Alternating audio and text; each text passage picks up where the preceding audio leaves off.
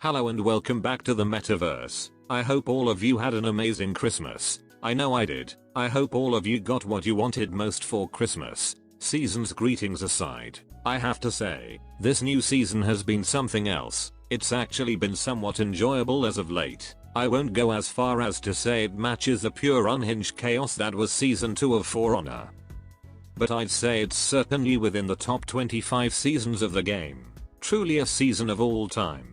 The content released so far is pretty good, though I've said I'm not the biggest fan of Valkyrie's rework. The same can be said for the Jorms rework in testing, and with today's video I'll explain why. Before we begin, like and subscribe, helps the channel out a ton. Something sex with your mom, and with that out the way, let's get started. Jorms mains, I have to say this first. Why the fuck is your fashion so shit? How am I supposed to style on opponents when I don't have any style to speak of? I mean, I know most of the Vikings look like ass in this game, but my god, this shit is so mid. I'm sorry, this all just comes from a place of jealousy, knowing it will be another 4 years before my baby daddy Centurion will even be thought of for his rework. Cause I'll be honest, I could see Cent having something like Jorms rework. I mean, Jorms rework makes you really feel like a big strong woman who don't need no man. And yes, female Jorm is 100 times better than male Jorm, and anyone who says otherwise be sitting down like a fucking loser. Seriously, hitting that unblockable into the wall for a heavy into the slam does things to my boy pussy that should never be done. My wall's wet just thinking about it. I mean, hitting your opponent hits harder than my dad when he's had too much go-go juice. I meant it's a really good feeling. Moving on, the fluidity of Jorms' old kit was what I always had a problem with.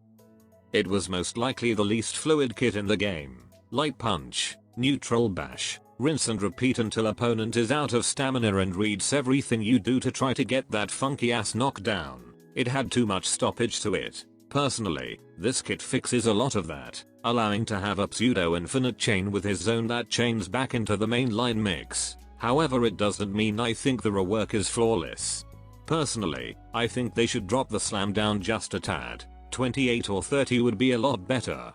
Having an easily accessible 34 damage slam seems really fucking unhinged.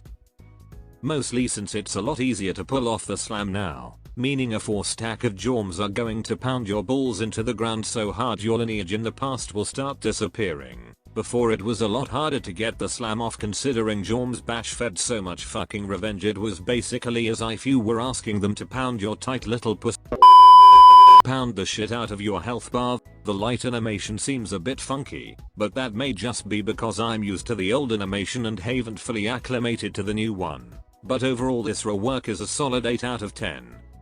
Personally, the rework is more of what I'd like to see from Ubisoft. Let the characters feel like they wield the power of God at all times. However, don't let them abuse that same power. What in the blue fuck does that mean, Meta? I have no fucking clue. I wish you all a happy new year. Here's to 2023. I hope all of you achieved whatever goals you set out for this year, and will continue to do so in 2023. I think 2023 will be a brighter year for all of us. And until next time.